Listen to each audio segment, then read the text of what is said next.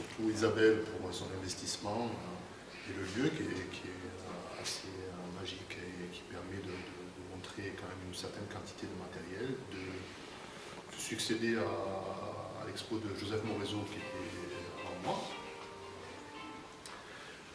Et là, pour parler un petit peu de moi, si vous voulez, bon, elle a un petit peu ébauché dans l'ensemble tout le travail. Bon, enfant, je faisais beaucoup de maquettes, j'approchais des petits soldats en plastique à des fils que je piquais avec des aiguilles ou des punaises contre le mur, et j'en faisais des murs comme ça remplis dans ma chambre. Donc je pense que ça vient un petit peu de là.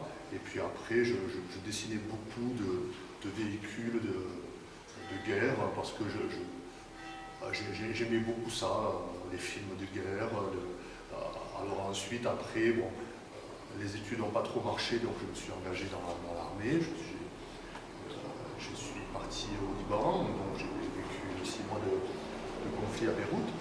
Et quand je suis revenu, marqué par ce que j'avais vu et vécu, j'ai résilié mon contrat avec l'armée, j'ai passé mon concours d'entrée à l'école des Beaux-Arts de Perpignan, où j'ai passé mon NSEP au bout de 5 années, et ça a été pour moi les plus belles années de ma vie, parce que j'ai vécu en autarcie 5 ans avec des gens formidables que j'ai croisés, que j'ai rencontrés, qui sont ici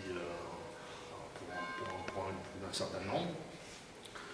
Et j'ai voulu ce soir montrer en bas une série de tableaux qui n'avaient jamais été montrés, qui ont un peu plus de 10 ans, mais qui, dans l'atelier que j'ai, sont tout emballés sous une bulle, parce que dès que je terminais une série, je l'emmenais chez l'encadreur et j'attendais d'avoir l'argent suffisant pour faire la série suivante, et tout s'amoncelait, les années passaient, et je n'arrivais pas à trouver une salle suffisamment grande pour pouvoir montrer la totalité. Ce qui fait que je me suis mis tout ça un petit peu en sommeil, et j'ai commencé à remontrer du travail à moi en 2018, quand Jean-Georges Masse, qui est décédé cette année, avec Christophe Massé, m'a proposé d'exposer au Musée des Arts et Traditions à Thuir.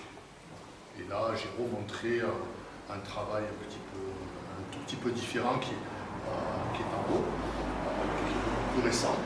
Là, c'est plus aussi des petits instants, des petits moments, des choses que je ressens, ou que je vois, que je marque, parce que j'ai plein de petits carnets, et chaque fois que quelque chose m'intéresse ou m'interpelle, je le griffonne ou je le marque, et ensuite je le garde pour une série, et puis ça démarre comme ça.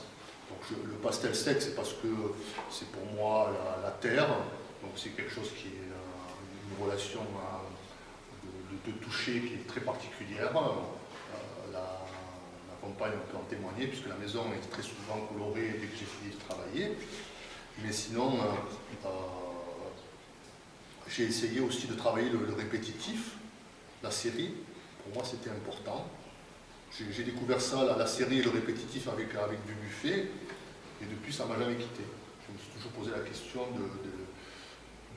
soit je faisais des grands formats uniques, soit j'en faisais plein de petits, et que je répétais, mais ils ne sont jamais les mêmes, puisque je n'utilise jamais la même couleur, même si le graphisme peut paraître être le même. Le but, c'est... voilà. Bon, pour les différents tableaux, c'est toujours l'histoire, les conflits de différentes périodes. Donc là, c'est vrai que ça ne montre pas forcément tout, parce qu'on voit pas, il y a une cassure entre, si vous voulez, ceux d'en bas et ceux d'en haut. Mais après, si un jour j'ai la possibilité, je ferai une grande rétrospective, je montrerai la totalité. Là, peut-être on aura plus de cartes pour pouvoir faire le lien entre toutes les périodes. Voilà. Et je vous souhaite un bon appétit.